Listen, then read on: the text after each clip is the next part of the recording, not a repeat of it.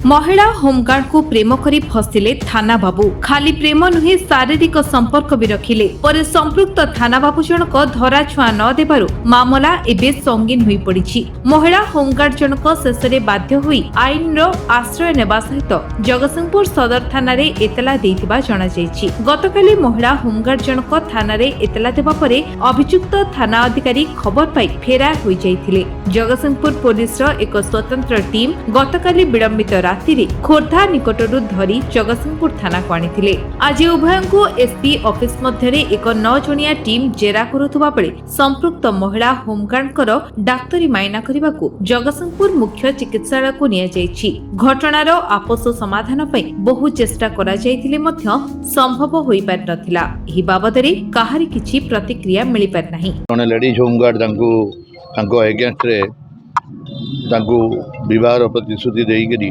तांको संगे physical relationship रखिचंती बोलिकरी रखिथिले जेतेबेले से अनुगुल ए जो जगतसिंहपुर थाना रे से एडिशनल आईआईसी थिले सेतेबेले तांको संगे संपर्क थिला बोलिकरी अभियोग करथिले। सेही कंसर्न रे जगतसिंहपुर टाउन थाना 117 नंबर केस करा हिथिला जनकरी उपरे तापर सेटा तदंताधीन रही।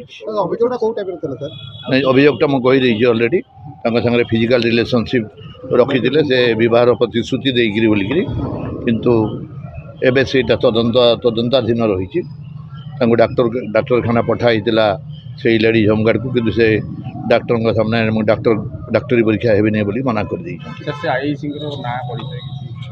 किसी नहीं से कुजंग थाना आईआईसी आपण मैंने जानी भल करी एवं हेडक्वार्टर को अटैच कराई कौन प्रकार एपर्यंत तदंताधीन रही। सत कि मिछ से तार तदंताधीन रही। तेणुक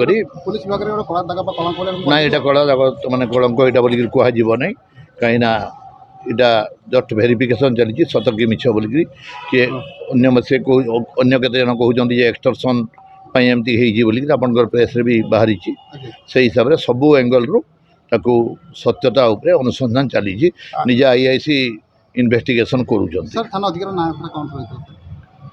सेटा तो एठू एडिशनल आईआईसी थिले आ सेठी जाइचंदी से आपण माने जानिचंदी भल करी हैला।